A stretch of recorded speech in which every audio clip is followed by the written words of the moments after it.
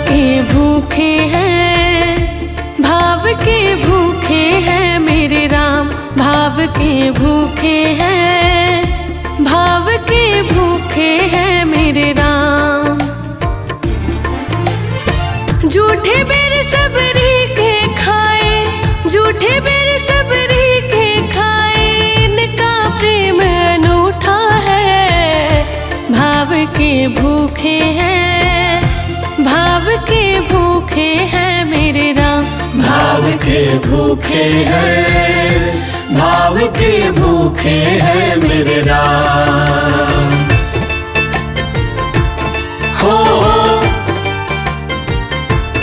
हो हो हो हो।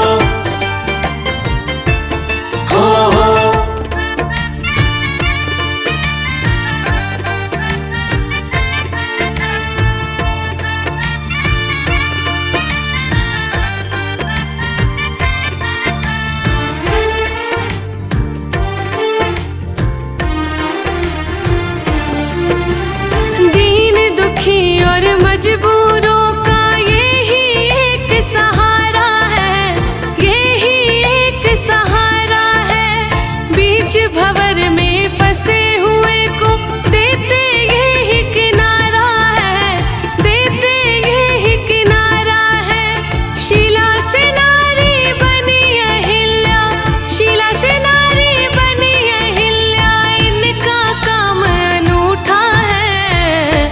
भाव के भूखे हैं, भाव के भूखे हैं मेरे राम। भाव के भूखे हैं, भाव के भूखे हैं मेरे राम।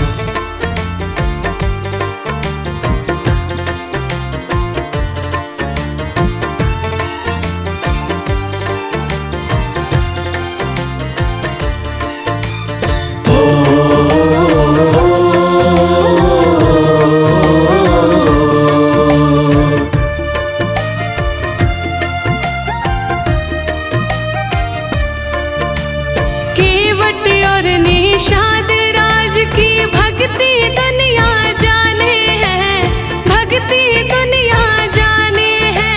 लक्ष्मण जी की शक्ति को भी सारी दुनिया माने है, सारी दुनिया माने है। प्रेम भाव से हनुमत ने भी, प्रेम भाव से हनुमत ने भी राम नाम को लूटा है। भाव के भूखे हैं, भाव के भूखे हैं मेरे राम। भाव के भूखे हैं, भाव के भूखे हैं मेरे राम। हो हो हो हो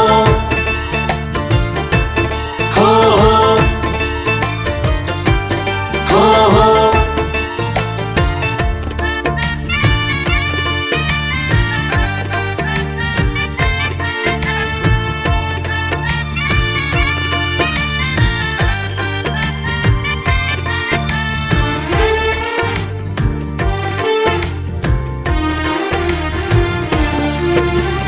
जब जब धर्म की हानि होती ये धरती पे आते हैं, ये धरती पे आते हैं।